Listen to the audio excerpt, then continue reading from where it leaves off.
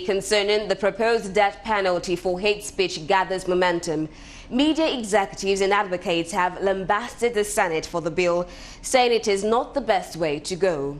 Speaking on the sidelines of a media stakeholders meeting and public presentation on the review of the National Broadcasting Act, Executive Director, Institute for Media and Studies, Dr. Akin Akingbulu, urges the National Assembly to focus on bills that have maximum impact on the lives of Nigerians. While the chairman of the Nigerian Union of Journalists, Lagos State Chapter, Dr. Rotimi Akinreti, corroborated Dr. Akingbulu's view. Director of the International Press Council calls for sensitization on hate speech. It's not the road to travel. You cannot say you criminalize speech and then want to take human lives because of speech. That is one. I also think, that the politicians don't seem to understand the context in which they are working. What we have seen, from the work that we have been doing over the past 2 years, which has included monitoring of the content of broadcasting media organization, is the fact that indeed the major producers and disseminators of hate speech are politicians. Our National Assembly members are not busy.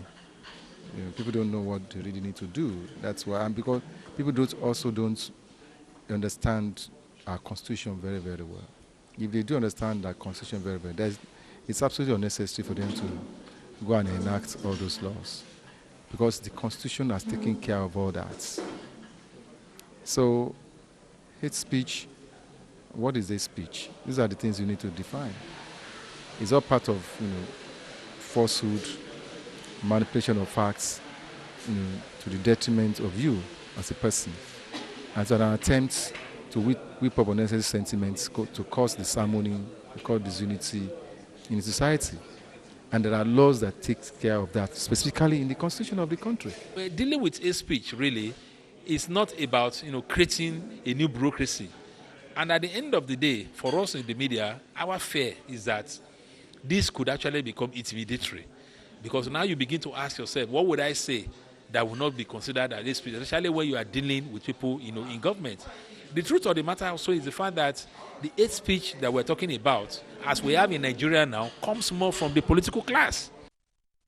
Meanwhile, the convener says the meeting will strengthen the capacity of media regulators to perform its mandate and enhance professionalism of media professionals. Now, from time to time, over the past 2 years, we have been convening stakeholders. This is the third in the series.